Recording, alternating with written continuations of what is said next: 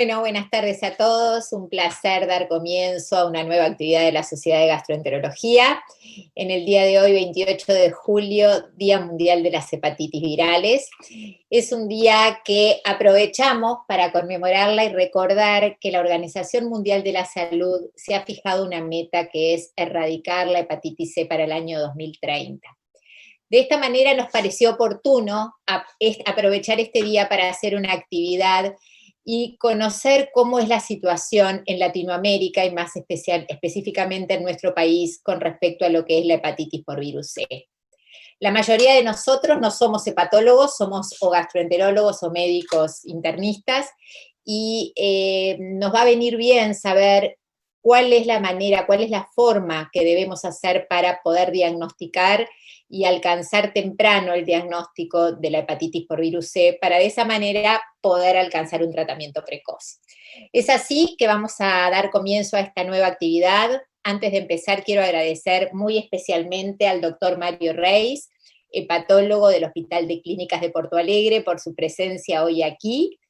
Él nos va a dar una conferencia y a continuación la actividad la va a coordinar la doctora Nelly Hernández, por todos nosotros conocidos, profesora agregada de la Clínica de Gastroenterología, y la doctora Daniela Olivari y Victoria Mainardi, hepatólogas del Hospital Militar, a quienes a las tres les agradezco profundamente su presencia hoy.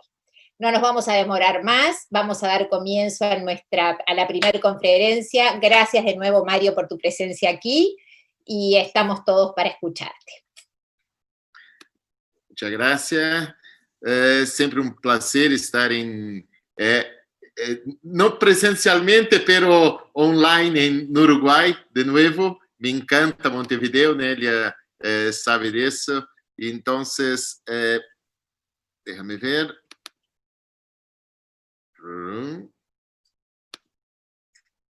Ahí está. Ok, entonces, gracias de nuevo. Mi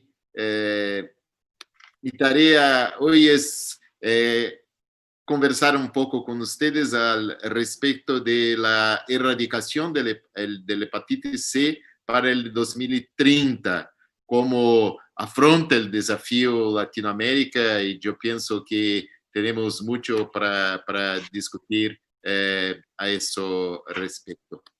Aquí mis conflictos de interés, yo pienso que nada tendrá problemas en relación a ese tema. Ok, desde 2007, al menos, el virus se mata más que lo HIV en los Estados Unidos. Esa pantalla muestra eso. Miren que las muertes por HIV van a caer en 2006 y las muertes por virus C empiezan a crecer, y ese es un gran problema. A despeito de eso, el interés científico en el virus C ha ido disminuido mucho en los últimos años. Eso es un gráfico de una presentación de Rainer Wedemeyer en Congreso Europeo de Hígado de 2017. Miren que en 2013 el número de presentaciones relacionadas a hepatitis C llegó al cume, y hasta 2013, desde 2013 hasta ahora, el número de presentaciones ven cayendo. Hay un gran desinterés, yo pienso, en relación a hepatitis C en los últimos congresos. Las salas que discuten casos o novedades en relación a hepatitis C tienen un número pequeño de personas mirando las presentaciones, y eso es un gran problema, en mi opinión.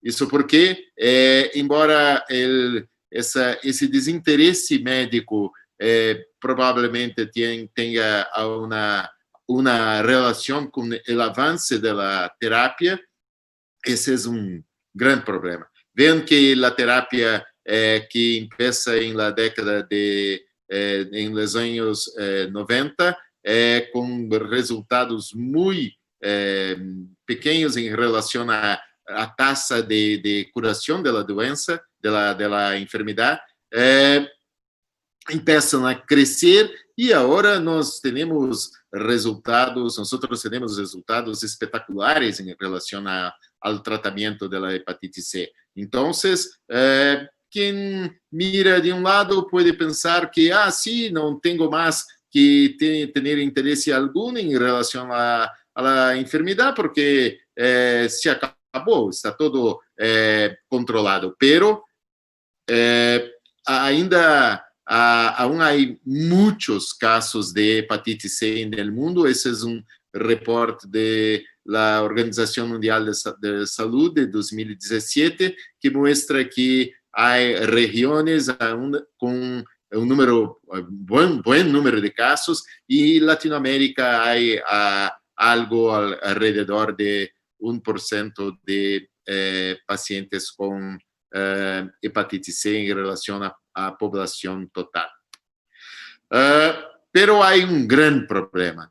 La mayoría de los casos de pacientes con hepatitis C no son tratados. Esa es una cascada de atención presentada en 2018 en el Congreso Europeo de Hígado también, que muestra que la mayoría de los pacientes con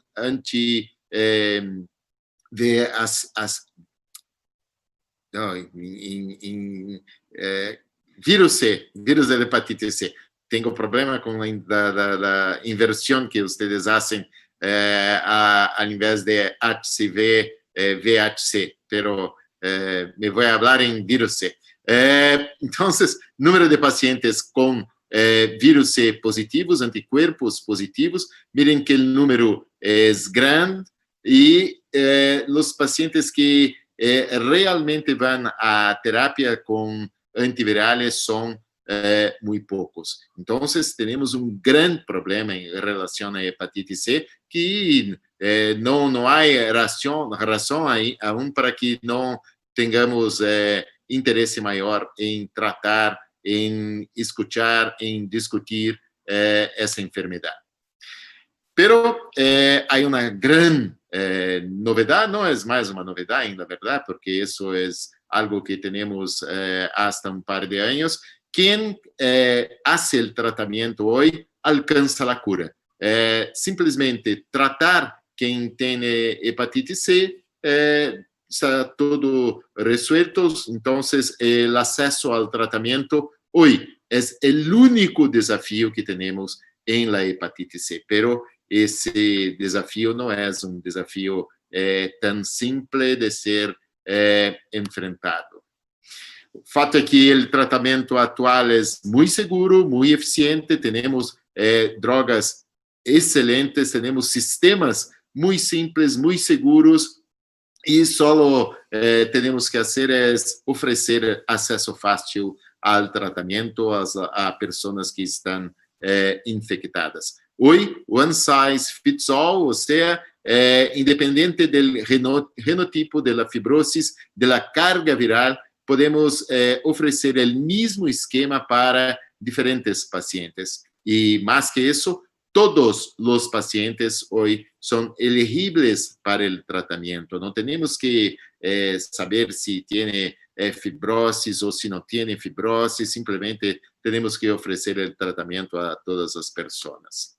Con eso, la Organización Mundial de la Salud en 2015 trazó un plano muy ambicioso de erradicar o eliminar el virus C hasta 2030.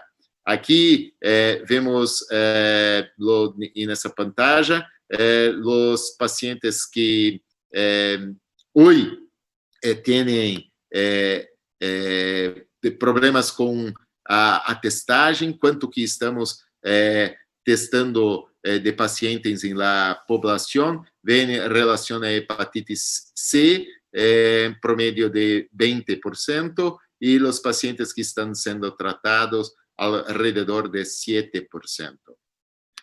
Para 2020, o alvo, o target seria algo alrededor de 30%, para que possamos chegar a 2030 tendo 90% dos pacientes tratados, testados e 80% dos pacientes tratados. Essa é uma tarefa muito difícil, muito grande, e vamos a discutir um pouco lo que tem sido hecho especialmente em la América Latina.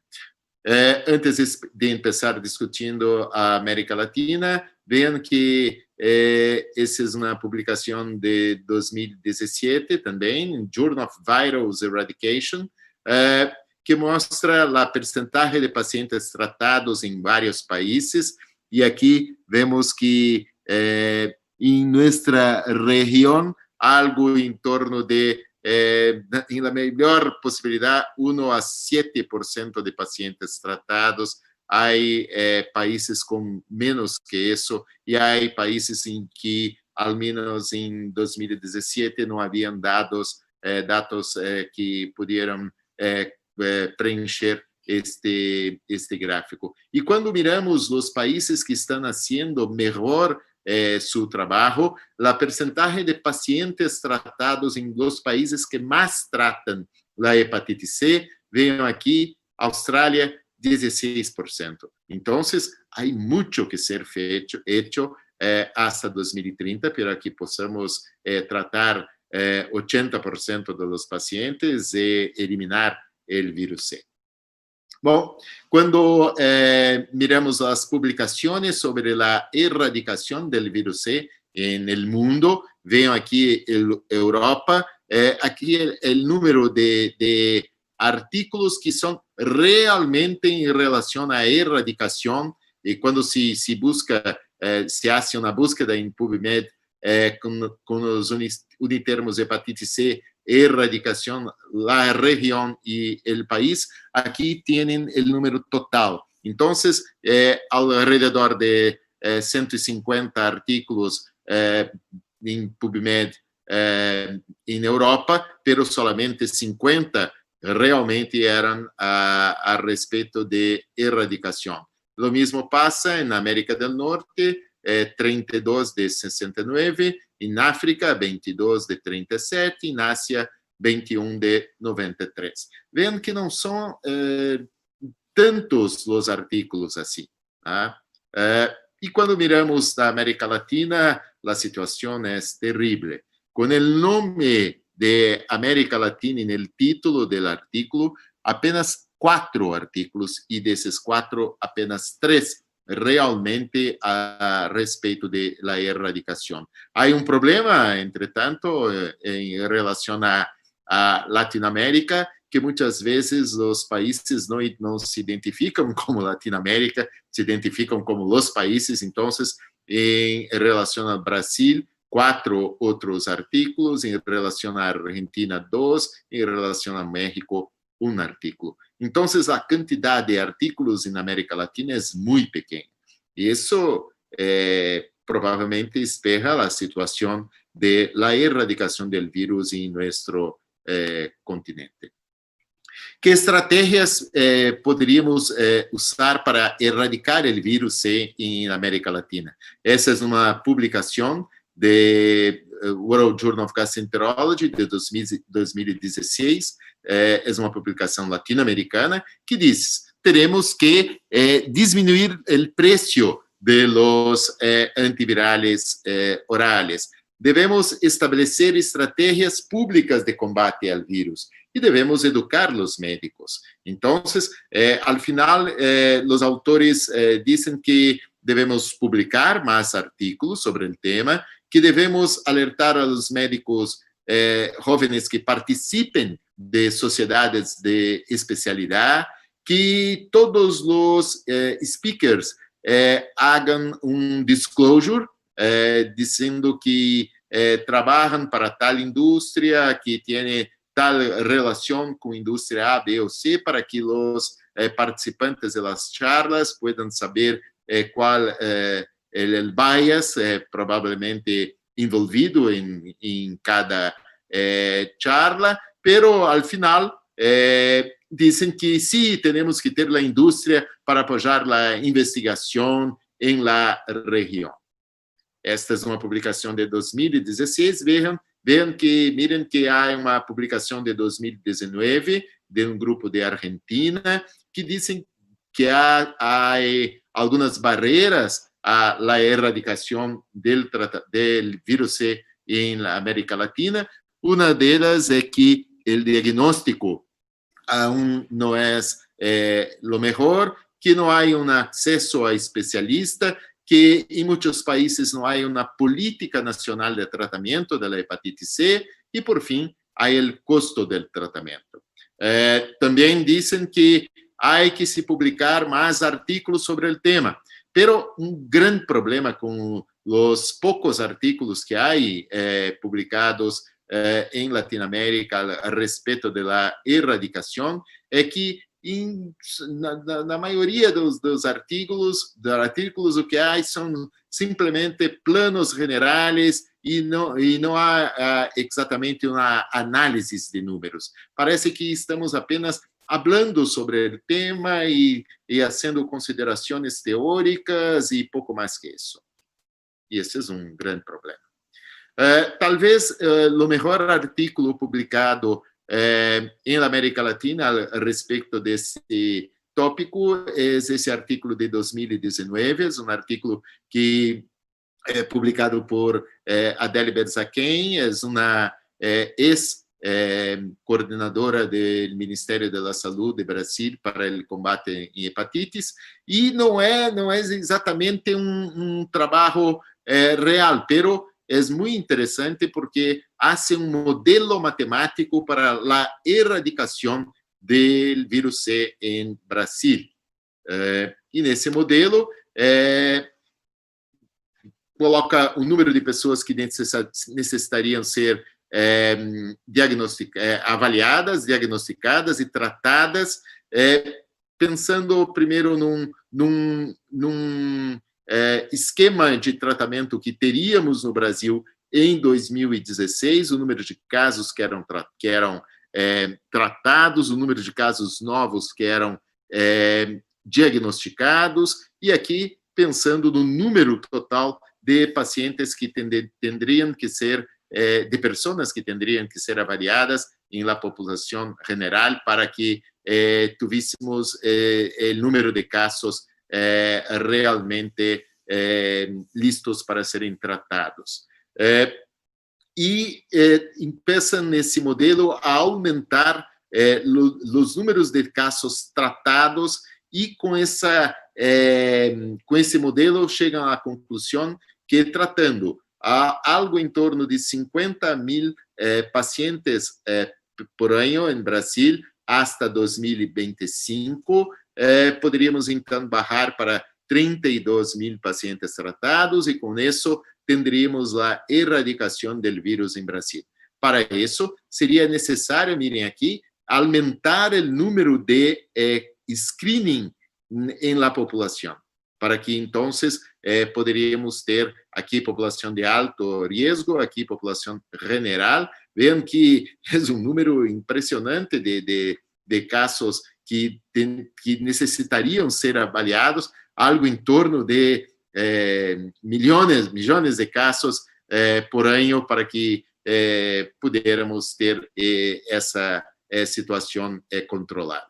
Para isso, seria necessário aumentar também o número de médicos interessados em tratar a hepatite C e, por supuesto, haveria necessidade de requerer auxílio de ajuda de médicos generais. E também seria necessário um compromisso político e um compromisso social.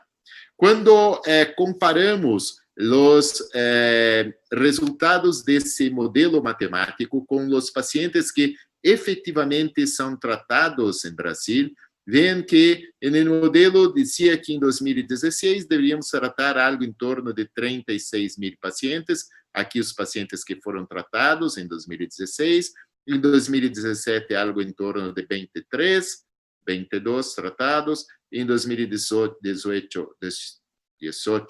19.000, 17.000 foram tratados, em 2019 50.000 tratamos 48 y, por supuesto, en 2020 el número de tratamientos cayó de una manera impresionante en función de la pandemia.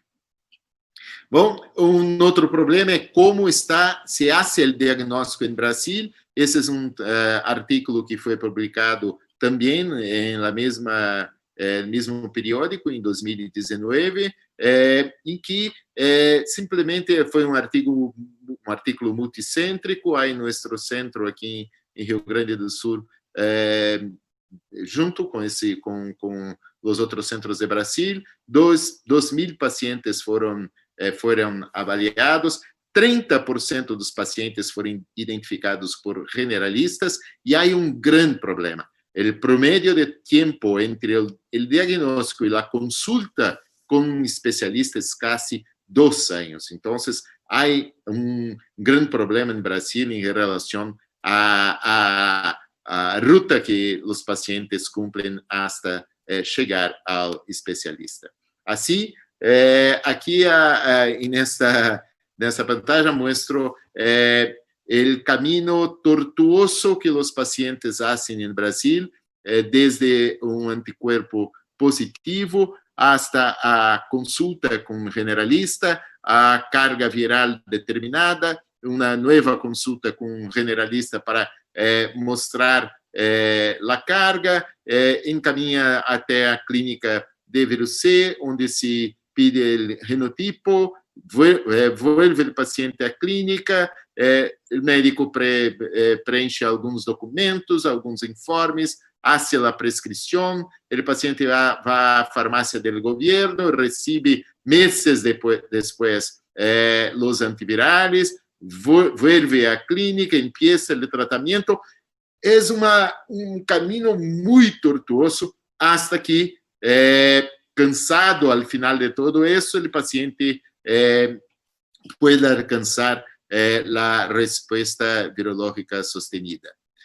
Estamos testando em nosso hospital uma maneira mais simples de tratar. Simplesmente o paciente que tem anticorpo positivo, está com sua carga viral positiva, vai à nossa clínica, no Hospital de Clínicas de Porto Alegre, e recebe diretamente os antivirais, independente de genotipo, independente de qualquer outro exame.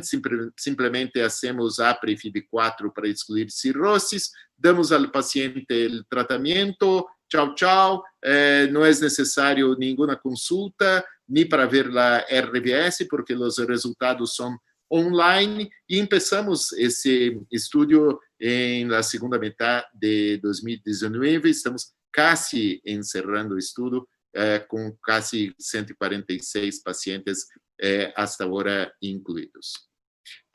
Esse estudo tem a participação de tanto nosso curso de posgrado, quanto a faculdade, Ministério da Saúde, Telesaúde Brasil, CNPq e o projeto ECO, Hospital de Clínicas de Porto Alegre.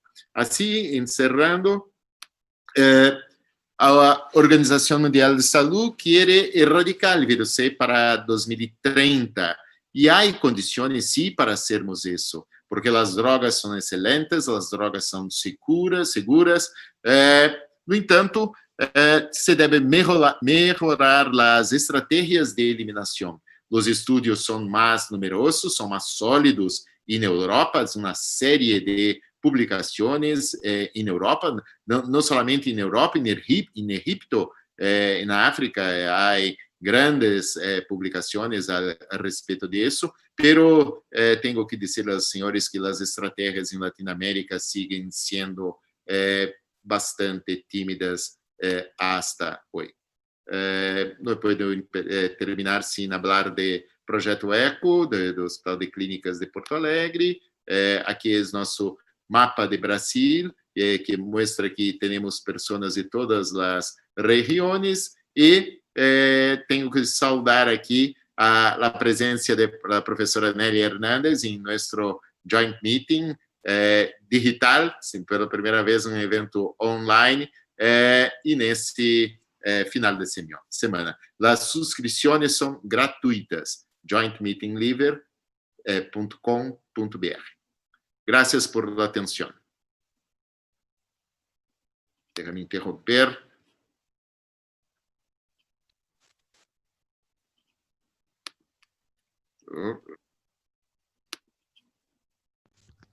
Okay. Gracias, Mario, ¿me escuchan ahí? Sí, sí, sí. Vale, no sé ahora, Carlos, ¿cómo sigue esto? Sigo yo. Dale, perfecto. Me marea un poco el desfasaje, los segundos con el YouTube, pero ahora lo estoy viendo. Mario, muchísimas gracias. Fue buenísima la conferencia, la charla.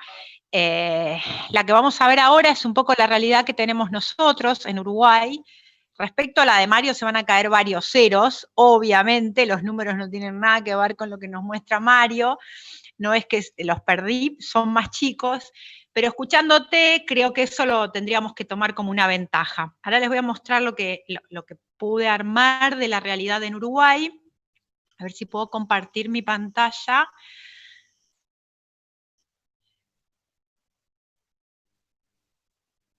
¿Ahí se está viendo? Sí.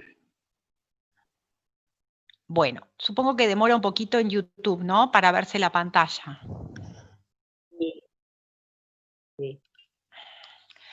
Bueno, la idea es seguir la línea que nos trazó Mario sobre la propuesta de eliminar el virus C y contarles un poco cuál es la situación en Uruguay.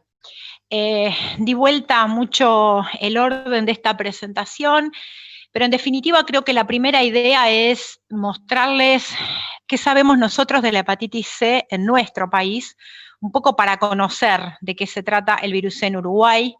Los datos son los datos que hemos logrado conseguir nosotros, como ya sabemos y como vamos a ver más adelante, datos de prevalencia o más globales que esto es muy difícil de conseguir. Acá lo que tenemos es un grupo que viene trabajando y juntando pacientes con hepatitis C, hemos juntado 475 pacientes. El 70% son hombres y la edad promedio es de 42 años, esto es la edad promedio al diagnóstico de la hepatitis. Ahí es donde vemos más o menos las edades y vemos que el 75% de los pacientes que se diagnostican están entre los 30 y los 60 años, es donde está el pool más grande de pacientes con hepatitis C. Los factores de riesgo en nuestro medio son dos los más importantes, las transfusiones, muchos años para atrás, obviamente, y la adicción a drogas. Pero para mí es un punto muy importante mostrar que hay un 30% que no logramos reconocer un factor de riesgo y por tanto remarcar de que tenemos que tratar de descartar el virus de la hepatitis C en pacientes con y sin factor de riesgo. Acá vemos por qué se llegó en esos pacientes que tenemos en la muestra a diagnosticar la hepatitis. La mayoría fue un screening.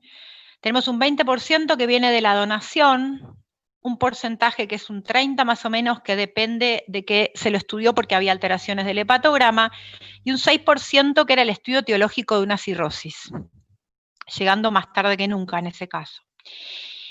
Este es un dato importante, el tiempo de evolución promedio desde que el paciente tiene el factor de riesgo reconocido hasta que le hacemos el diagnóstico son 19 años. Eso es mucho tiempo.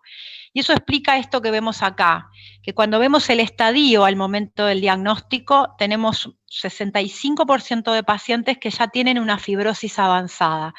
Esto es, que ya tienen un F3 o un F4. ¿Por qué? Porque estamos llegando tarde a diagnosticar.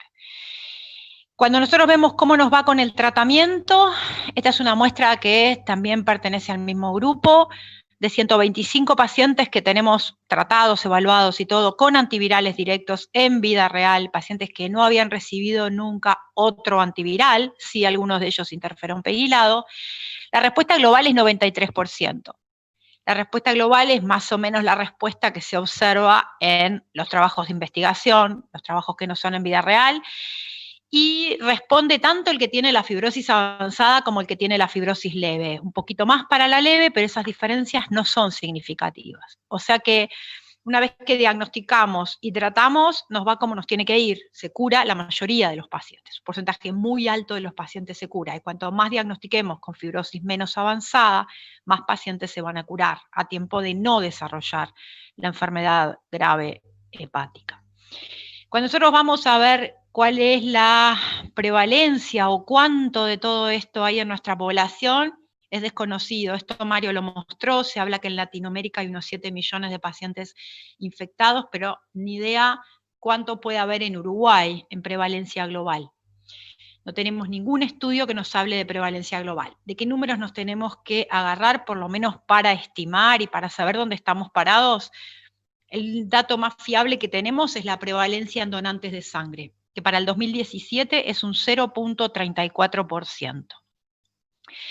Sabemos que este dato hay que tenerlo presente, pero ser muy cuidadosos cuando lo interpretamos. Es un grupo de pacientes que se estudia, que teóricamente no tiene factores de riesgo, que es un grupo etario muy particular, y que por otro lado, los test en general son muy sensibles, pero no les importa demasiado ser específicos. O sea que tenemos dos elementos que nos podrían disminuir el número y uno que podría aumentar el número de pacientes que consideremos con hepatitis C replicativa.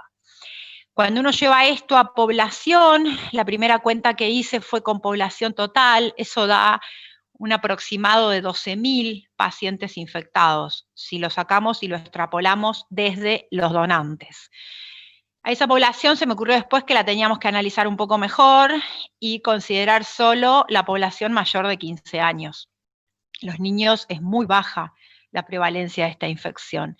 Entonces, cuando nosotros llevamos eso a solamente la población en Uruguay de más de 15 años, estamos hablando de unos 9.000 pacientes infectados.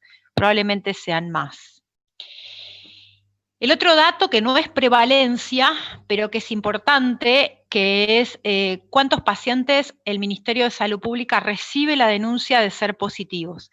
Este dato me lo facilitaron Daniela y Victoria, así que muchas gracias. Este dato se lo pidieron ellas al Ministerio de Salud Pública, y les cuento que en estos últimos 2 años la denuncia cambió, la denuncia sigue siendo obligatoria para todos nosotros, pero claramente no la cumplíamos. Entonces, el Ministerio ahora lo que exige es que el laboratorio de cada prestador de salud haga inmediatamente la denuncia.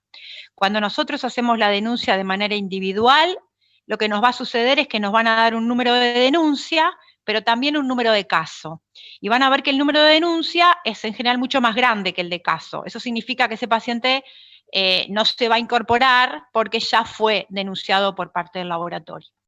Entonces, en el 2018 se denunciaron 452 pacientes y en el 2019 390 pacientes. Esto no es prevalencia, es casos denunciados al ministerio, pero son los datos con los que contamos. Lo mencionaba Mario, y es muy importante saber que el número de individuos infectados, que eso sería la prevalencia, es muy distinto del número de pacientes diagnosticados. Y eso se ve en todas las hepatitis, pero en la hepatitis C es en la que más se ve. Tenemos mucho más pacientes infectados de los que diagnosticamos. Y por eso todas las propagandas del Día Mundial de la Hepatitis y demás siempre dicen 7 de cada 10 no sabe que tiene la infección.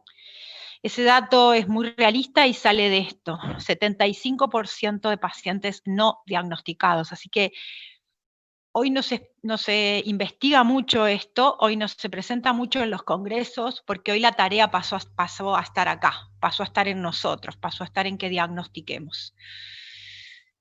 Entonces, el arte de la guerra, una de sus premisas, dice que capturar al ejército enemigo es mejor que destruirlo.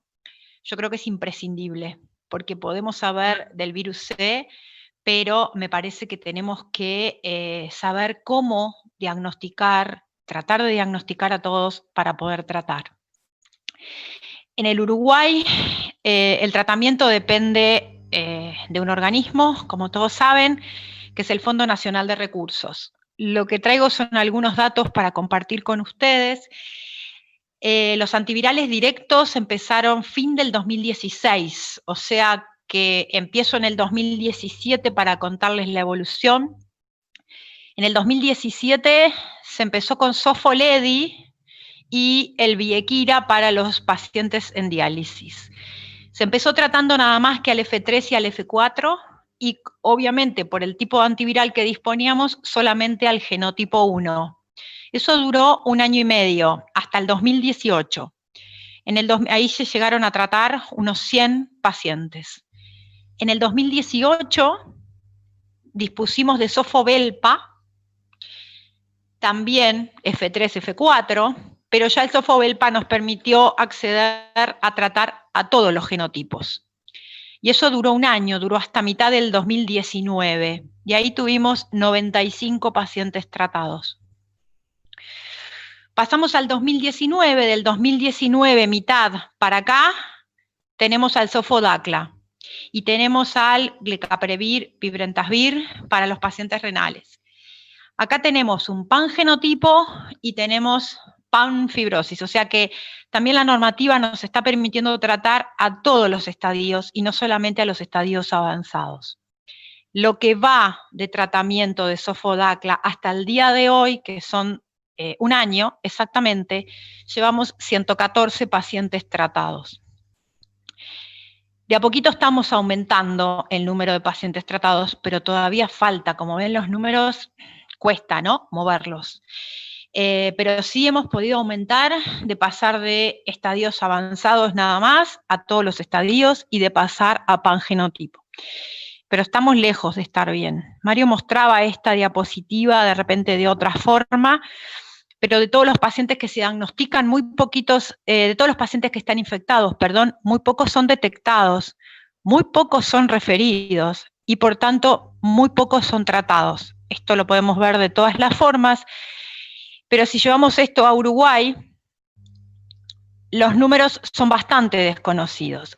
Lo cierto es que si nosotros tenemos pocos pacientes tratados, por más que tengamos tratamientos que curan al 95% o al 100% y que se pueden dar a todos los pacientes, muy pocos pacientes se van a curar.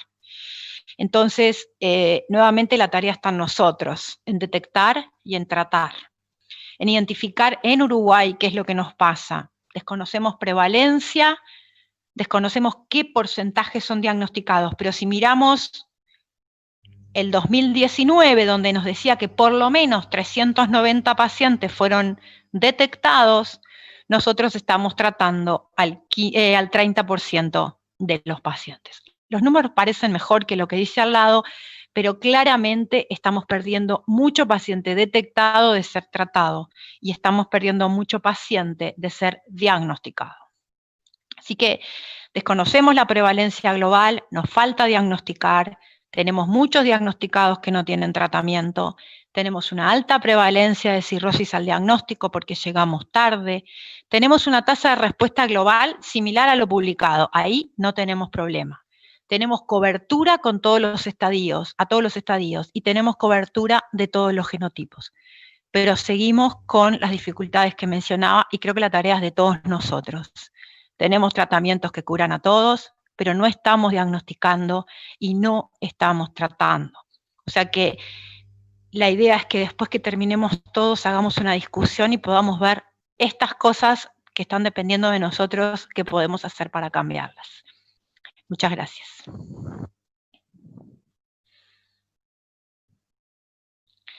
Les voy a dejar ahora con ¿quién va a hablar? ¿Victoria o Daniela? No sé. Con Victoria Mainardi o con Daniela, que la idea es que nos cuenten cómo está la situación del virus de la hepatitis C en el entorno del trasplante. Yo me voy a mutear y las dejo a ustedes. Noches. ¿Sí? Bien, ¿se escucha ahí? Bueno, buenas noches a todos. Bien, la idea era compartir con ustedes la experiencia en trasplante hepático y virus C en Uruguay.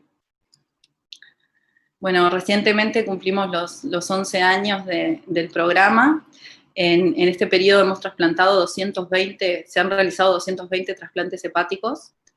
Si vemos un poco en cuanto a los datos sociodemográficos de esos 220 trasplantes, la mayoría han sido hombres, el promedio de edad ha sido de 46, y cuando vemos el promedio de trasplante por año, vemos que trasplantamos aproximadamente 20 trasplantes por año, me parecía interesante mostrar esto, que en el año 2020 llevamos 18 trasplantes en lo que van de estos 7 meses.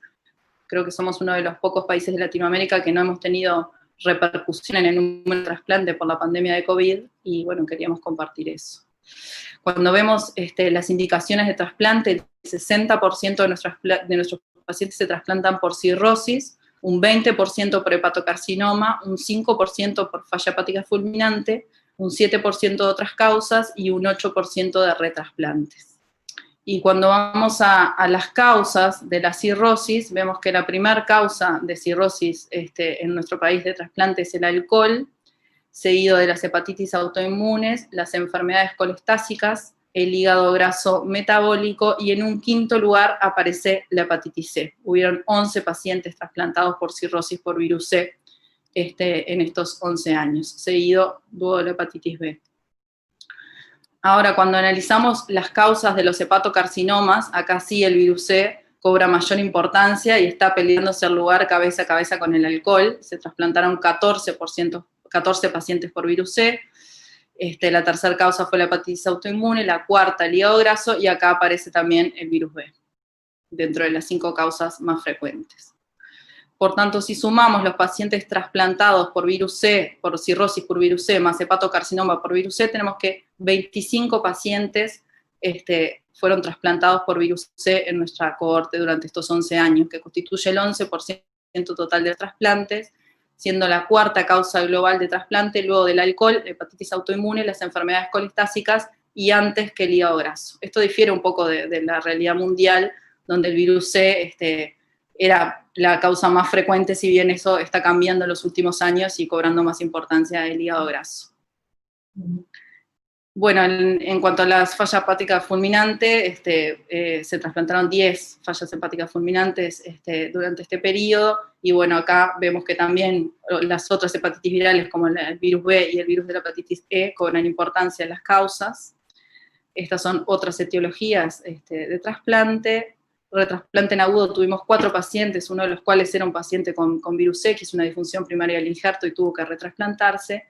Y esto me parece importante compartir, que dentro del retrasplante crónico, ningún retrasplante crónico fue por pacientes con infección por virus de la hepatitis C.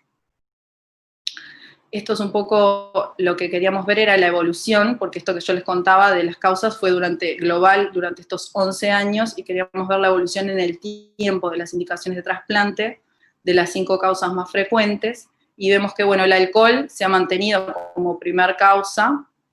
La infección por virus C, que es la que ven acá en violeta, en realidad no hay una clara tendencia, porque acá un aumento, un descenso, no hay una clara tendencia aún a disminuir. Y lo que sí podemos ver es que el hígado graso es la única que va en ascenso, y de hecho en este último periodo queda en segundo lugar luego del alcohol, y superando a las otras etiologías, que esto concuerda con la tendencia a nivel mundial. Esto es la sobrevida de los pacientes global de trasplantados. Tenemos una sobrevida al año de 86,6%, a los 3 años de 81,8%, a los 5 de 77,4% y a los 10 de 63%, lo cual está dentro de los estándares internacionales. Acá lo que quisimos hacer es ver si los pacientes trasplantados por virus C, la sobrevida era diferente que al resto de los pacientes, ya que clásicamente estos pacientes tenían menos sobrevida. Esto era sobre todo en la época previa a los antivirales de acción directa, pero como vemos, las dos curvas son muy similares y no hay una P significativa, o sea que la sobrevida de los pacientes trasplantados por virus C y no virus C es similar. Esto es respecto a la sobrevida del injerto, que como dijimos no hubieron retrasplantes crónicos en pacientes por virus C, por lo cual tampoco hubo una diferencia en la sobrevida del injerto en los trasplantados por virus C. Y bueno, y si nos ponemos a analizar específicamente la cohorte de pacientes trasplantados por virus C, la dividimos para analizarla en 2 etapas, hasta el 2016, o sea, hasta la época pre-antivirales de acción directa, y luego de que llegaron los antivirales de acción directa a nuestro país. Si vemos hasta el 2015 se trasplantaron 16 pacientes, en ellos la mitad, 8 se trasplantaron por hepatocarcinoma y 8 se trasplantaron por cirrosis, el MEL promedio era de 17. De estos 16 pacientes, 12 se habían tratado pretrasplante con interferón ribavirina y ninguno había logrado la respuesta virológica sostenida. o sea que todos los pacientes se trasplantaron virémicos. De estos 16, 13 se trataron en el post-trasplante con antivirales de acción directa, 12 tuvieron respuesta virológica sostenida y 1 no respondió a Sofodacla, pero se retrató con Sofobelpa, logrando la respuesta virológica sostenida. De los 3 que no se trataron fue porque 2 fallecieron y un paciente que tiene una adicción y tiene problemas de adherencia en el tratamiento y que no logramos captarlo para tratarlo. Si vemos después los pacientes trasplantados por virus C del 2016 en adelante, o sea, en la era de ya los antivirales de acción directa, vemos que las causas 6 fueron por hepatocarcinoma y 3 por cirrosis, ¿no? Como ahora empieza a predominar el trasplante por hepatocarcinoma. De estos pacientes, de esos 9, 8 se trataron pretrasplante, todos con antivirales de acción directa, 5 tuvieron respuesta virológica sostenida, pero a pesar de eso, perdón que se me pasó la diapositiva, 3 desarrollaron hepatocarcinoma, por lo cual tuvieron indicación de trasplante, y 2 mantuvieron una cirrosis descompensada con indicación de trasplante. De los pacientes no respondedores, 1 no respondió a Sofodacla y se trató en el postrasplante con Sofoledi con respuesta virológica sostenida, y después tenemos otros 2 pacientes, uno que no respondió a Sofoledi y otro que no respondió a 2 regímenes de antivirales de acción directa, a Sofodacla y a Sofoledi, y estos se encuentran en espera actualmente para tratarlos con la propuesta de tratamiento con Mavyret Sofo, que bueno, que estamos en las gestiones para conseguirlo porque esto es un tratamiento fuera de pauta del Fondo Nacional de Recursos. Y el paciente que no se trató pretrasplante, que estaba virgen de tratamiento, porque en el momento del diagnóstico de su cirrosis y su infección por virus C se hace concomitantemente con el de hepatocarcinoma, este paciente se trasplantó y ya se trató en el postrasplante con una carga viral negativa a fin de tratamiento, pero estamos aguardando la carga viral de la respuesta de las 12 semanas para ver si tiene respuesta biológica sostenida. Después, si vamos a ver un poco la lista de espera durante estos 11 años, la lista de espera para trasplante, hubieron 45 pacientes en lista de espera para trasplante por virus C. De estos, como ya dijimos, 25 se trasplantaron, tenían un MEL promedio de 20. Hubo 10 salidas de lista por mejoría, el promedio de MEL de estos pacientes fue de 13, y de estos pacientes todos tuvieron respuesta virológica sostenida, uno había sido tratado en la época pre-antivirales de acción directa con interferon-ribavirina y el resto con antivirales de acción directa. Hubieron 9 muertes en lista, el promedio de los pacientes, el promedio de MEL de los pacientes que fallecieron en lista fue de 20, estos pacientes, de estos 3 habían sido tratados con interferon-ribavirina y no habían sido respondedores, todos estos pacientes fueron antes del 2016, o sea, antes de la era de los antivirales de acción directa, y tuvimos un paciente que sí fue tratado con antivirales y tuvo respuesta virológica sostenida, pero que falleció por un colangiocarcinoma, que si bien no se considera una muerte en lista, porque en ese momento estaba inactivo, pero bueno, ese paciente, a pesar de la respuesta virológica sostenida, fallece por otra causa. Bueno, esto que les compartimos es un estudio que presentamos en el Congreso de ALEN en el 2018, donde quisimos evaluar el impacto de los antivirales de acción directa en el tratamiento de los pacientes con enfermedad hepática avanzada y trasplantados hepáticos. En ese momento valoramos 30 pacientes que habían sido tratados con Sofodacla o Sofoledi del 2016 al 2018, y los endpoints fueron la respuesta virológica sostenida, los efectos adversos, los predictores de respuesta al tratamiento, y en el subgrupo de pacientes con enfermedad hepática avanzada que estaban en lista de espera para trasplante, quisimos valorar si existían predictores de salida de lista. En cuanto a los resultados, el 90% de los pacientes tuvo respuesta virológica sostenida, el 43% presentó algún efecto adverso leve y solo un paciente tuvo un efecto adverso mayor, por lo que discontinuó el tratamiento. En cuanto a los predictores de no respuesta virológica sostenida, encontramos que los pacientes que tenían la albúmina menor a 3,5 y también las plaquetas menores a 100.000 era un predictor negativo de respuesta con una P significativa. Y de su grupo de pacientes que se encontraban en lista de espera, 6 pacientes lograron salir de lista por mejoría. Y encontramos como predictor de salida de lista el tener un MEL basal menor a 15. Acá tenemos las características de los pacientes, vemos que predominaba el sexo masculino con una mediana edad de 55, predominaba el genotipo 1, 13 pacientes eran trasplantados, y bueno, de todos los predictores de no respuesta virológica sostenida, como dijimos, los pacientes que tenían las plaquetas menor a 100.000 y la albúmina menor a 3,5 era un predictor con una P significativa. Por tanto, bueno, concluimos que los antivirales de acción directa tenían una alta respuesta virológica sostenida, acorde con los datos publicados y también con lo que presentó Nelia, ¿no?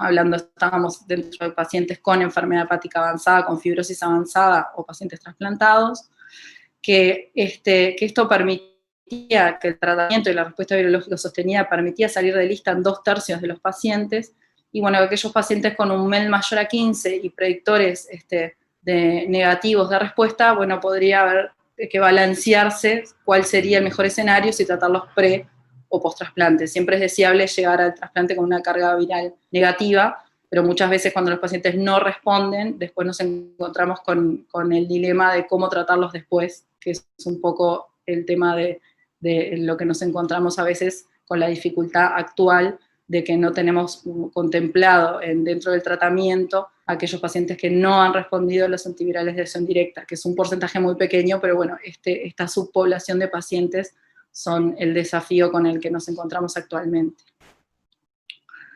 Bueno, y como para concluir, entonces la infección crónica por virus C constituye la cuarta causa de trasplante en nuestro país, sin una clara tendencia a la baja por el momento, pero sí con un cambio del perfil de los pacientes, predominando los trasplantados por hepatocarcinoma y los pacientes, no respondedores a antivirales de acción directa difíciles de tratar. Y bueno, los desafíos actuales son, como ya todos dijeron, la detección y el tratamiento de los pacientes en estadios tempranos de fibrosis para así evitar la progresión a cirrosis descompensada y hepatocarcinoma, lo que sí va a traer aparejado una disminución del número de trasplantes por virus C. Y el otro desafío al que nos enfrentamos actualmente es el retratamiento de los pacientes no respondedores a actividades de acción directa, que como decíamos, actualmente no están contemplados dentro de la pauta de tratamiento y tenemos opciones más limitadas en nuestro país para tratarlo. Bueno, muchas gracias. Esto era lo que queríamos compartir con ustedes. ¿Dejo de compartir ahí? Bien. Gracias, Victoria, gracias a las dos. La verdad que lo que las escuché es cómo se puede unir todo lo que estábamos mostrando, ¿no? Cómo lo que pasa en el pretrasplante, en la historia del paciente, se termina uniendo a lo que ven ustedes. Si llegamos tarde a tratar, capaz que evitamos que el paciente evolucione a una cirrosis que se descompense y sea la causa del trasplante, pero no podemos evitar que algunos de ellos desarrollen el hepatocarcinoma y también terminen necesitando un trasplante. O sea que se refuerza la necesidad que diagnostiquemos antes y que tratemos antes para evitar llegar a esto que vos estabas contando. Creo que se tiene que reforzar mucho, algo que hablábamos siempre, que también lo dijo Mario y demás, de diagnosticar más. Mientras no diagnostiquemos más, va a ser muy difícil que podamos tratar y que no nos pase esto, porque en definitiva la idea de tratar es que el paciente no tenga que llegar a un trasplante hepático.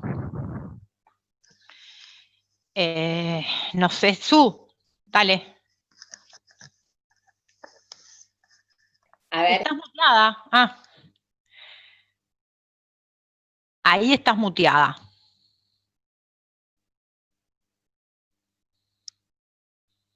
Ahora sí, ¿no? Ahora sí.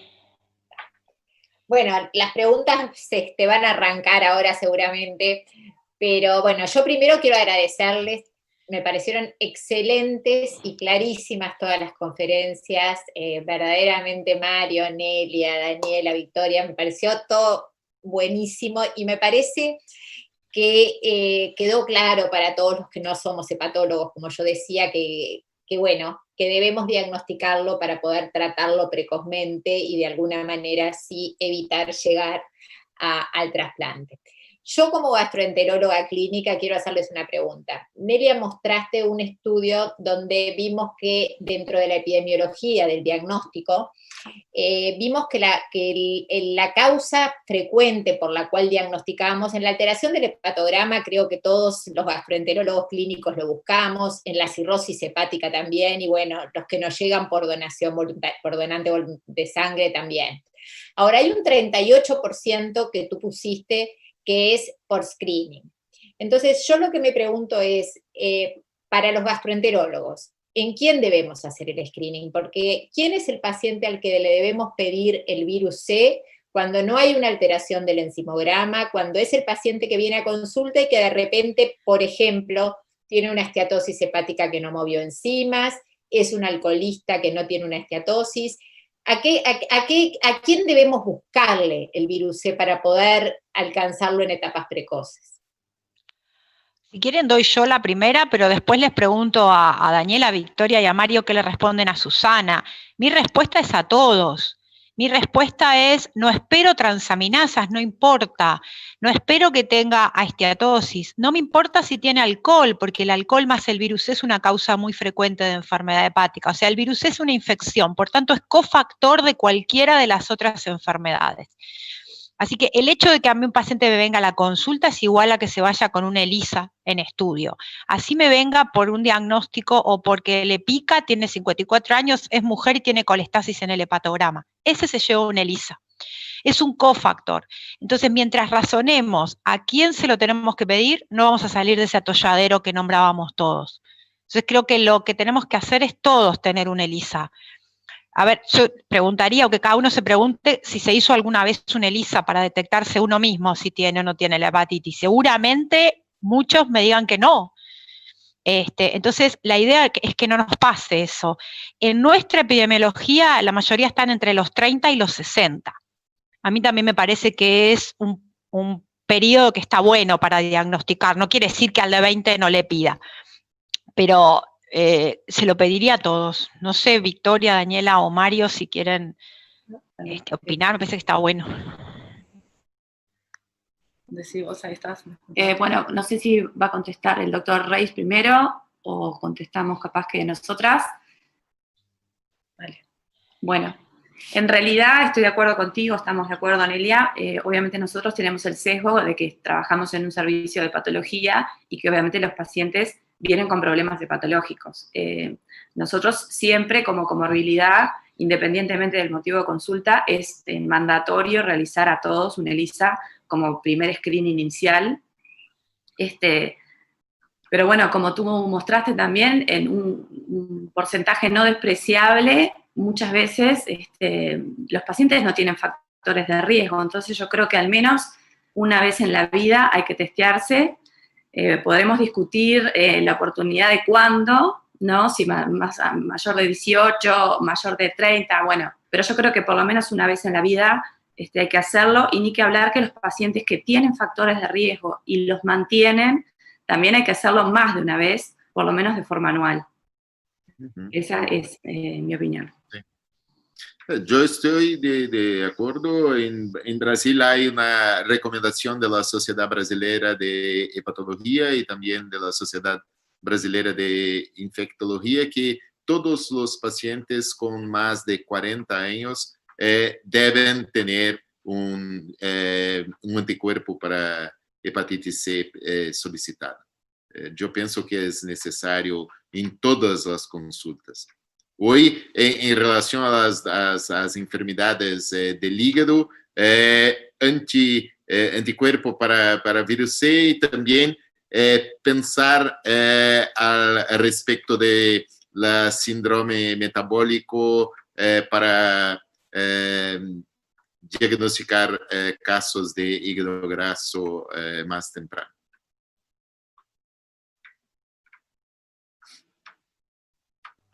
No sé si hay algún infectólogo en la vuelta, pero también me gustaría destacar el tema de con las coinfecciones, ¿no? De buscar siempre, cuando diagnosticamos el C, buscar el VIH, pero cuando diagnosticamos el VIH, buscar el C.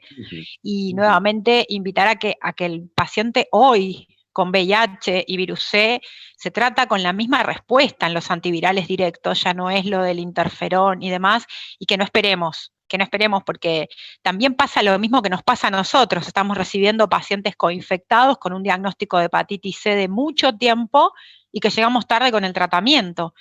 Entonces, también es una población a la cual tenemos que apostar y mucho, sobre todo por eso, porque hoy Mario lo decía, los antivirales nuevos prácticamente no hay nadie al cual uno no se lo pueda ofrecer o no se lo pueda dar. Con el interferón pegilado, las autoinmunes eran un problema, los trastornos psiquiátricos eran un problema, todo era un problema. Y acá eso se aplanó, se solucionó.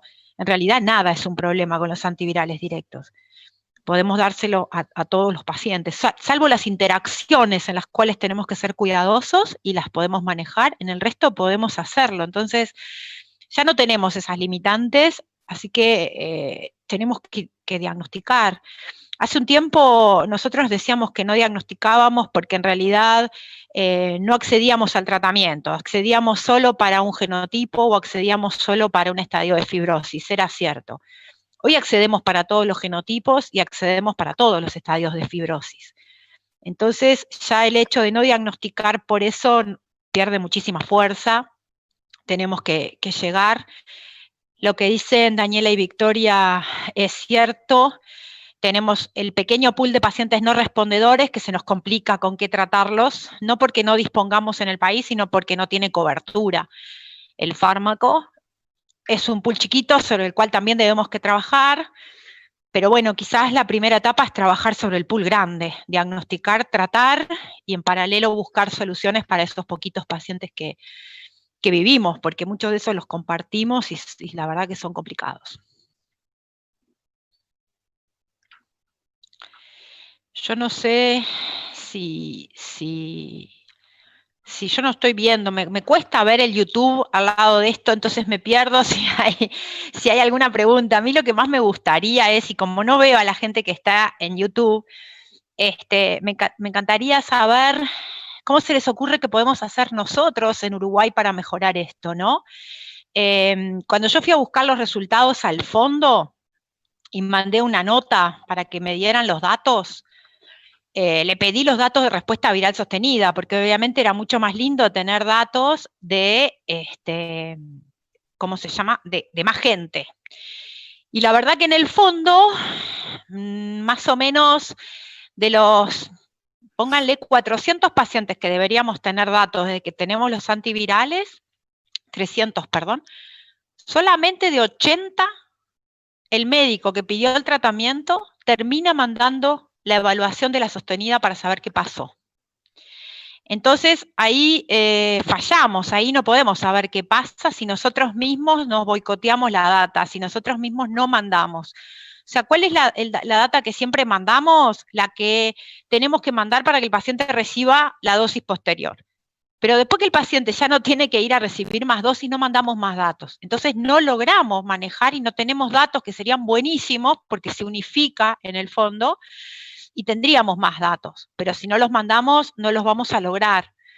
Y por otro lado, me gustaría escuchar, porque hay una crítica que es importante y creo que válida, que es lo engorroso que puede ser la normativa. Lo engorroso que puede ser el pedir un tratamiento al fondo, y yo no sé si hoy es lo engorroso, pero sí lo caro, porque para un paciente empezar un tratamiento y el primer día se tiene que hacer una carga, un genotipo y un fibroscan, va a depender del lugar donde esté el paciente, pero eso es mucha plata para la mayoría de los pacientes. Entonces, creo que esa es una de las limitantes que tenemos que trabajar y mejorar. Pero me encantaría escuchar esto de quienes no lo hacen todos los días, de como dice Susana, de los que hacen gastro y de repente les toca tratar un paciente. ¿Qué dificultades tienen? Porque si nosotros tratamos los pacientes fáciles solo en hepatología, como decía Mario, se nos va a generar un cuello de botella y no vamos a poder salir de ahí. Entonces, gastroenterología trata, infectología trata, hepatología trata. Somos un país pequeño, no sé si hay que ampliar más, pero por lo menos quienes no están mandando pacientes permanentemente, que hace que te acostumbres al sistema, ¿qué dicen los que están del otro lado? Para ver, escucharlos y buscar la vuelta de mejorar. Yo creo que si abaratamos la normativa, probablemente podamos tratar más pacientes. Yo siento que hay muchos pacientes que, entre que consiguen el dinero para evaluarse, se les quedó vieja el laboratorio que tenían para iniciar. Entonces entran en un círculo que no llegan a tratarse. Entonces, la verdad que me gustaría si alguien nos cuenta cuál es la experiencia y qué le parece que podríamos cambiar. Eso es lo que me resulta más interesante.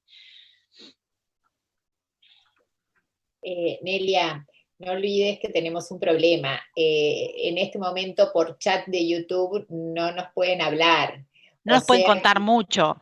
claro, yo les puedo decir que los están felicitando, que les están mandando comentarios de que excelentes las exposiciones, eso es lo que venimos recibiendo hasta el momento actual.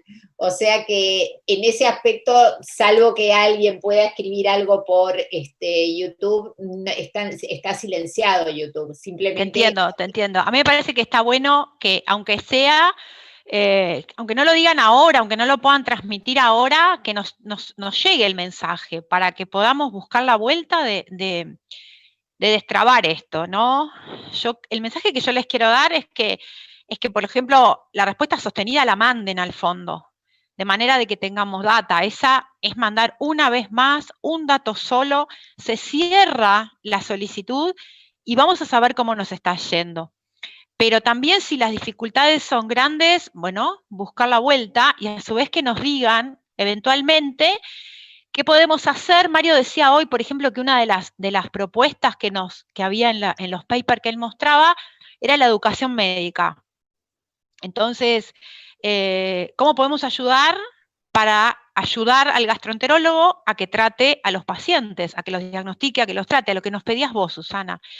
En Uruguay funcionó el proyecto ECO para hepatitis C y no llegaban los pacientes. Yo hablaba con Mario que los pacientes me llegaban al teléfono, a mi consulta, a mi llamada y me preguntaban, pero no iban al proyecto. Entonces terminó siendo como que no le encontramos una utilidad. Pero si surge que podemos ayudar de alguna manera, haciendo alguna charla, haciendo alguna reunión, aprovechando a la sociedad, no sé, estoy segura, voy a hablar por Daniela y por Victoria, pero no van a tener ningún problema en que organicemos algo si tiene ese objetivo. Pero tampoco sé si es lo que se precisa. Entonces, me gustaría que nos digan qué es lo que se puede precisar, en qué manera podemos colaborar. A mí me pasa algo como a Daniela y a Victoria, no me genera conflicto. A nosotros nos llega un paciente y según, ¿no? Pero, no sé, yo qué sé, 3, 4 semanas el paciente está evaluado e iniciando su tratamiento. Nelia, yo no sé en Uruguay, pero aquí en Brasil aún hay personas que piensan que el tratamiento de hepatitis C es como era años pasados, que es un problema, que hay muchos efectos adversos, que hay... Yo no quiero me tratar para hepatitis C porque me voy casi a morir. Entonces, yo pienso que eso tiene que ser enseñado a los colegas, a los no especialistas. Hay que decir que no hay que esperar transaminasas alteradas, hay que simplemente hacer el diagnóstico en todos y hay que tratar todos, porque el número de casos que están tratando me pareció un número de casos muy pequeño. Yo pienso que hay como tratar más pacientes, ¿no? Sin duda, Mario. Por eso quiero escuchar dónde está la limitante, dónde está, por qué no nos llegan ese número de pacientes para tratar. Sí. Nelia, yo les quiero transmitir un poquito lo que vienen diciendo los médicos, los gastroenterólogos, de lo que he sacado, y es que un poco lo que tú dijiste, ¿no? Que la limitante está en que no se cubre el FibroScan, no se cubre, las PIAs no cubren la carga viral, el genotipo ni el FibroScan, y que hay una barrera económica. Yo creo que sin duda esa barrera económica existe, pero como gastroenteróloga, la única que puedo hablar acá, que no soy hepatóloga, creo que el concepto de que todo paciente debe tener un virus C me parece que es importante, porque seguramente muchos de nosotros, vuelvo a repetir, los que somos clínicos, no tenemos a todos nuestros pacientes con screening del virus C. Probablemente es un concepto importante para todos nosotros. Yo lo que quisiera saber es, por lo menos una vez en la vida, dijeron, ¿verdad? O sea, el screening se repite cada cuánto, porque digamos, un virus C positivo, un anticuerpo que pidamos a un paciente de 30, 35 años sin factores de riesgo. No lo repetimos en principio. Yo pienso que haciendo una vez a todos los pacientes está bien. En aquellos pacientes con algún factor de riesgo, sí, hay necesidad de repetirlos, pero una vez está bien. Y una otra cosa, ¿por qué todos los pacientes tienen que hacer FibroScan? Hace APRI, AST, plaquetas, está resuelto todo.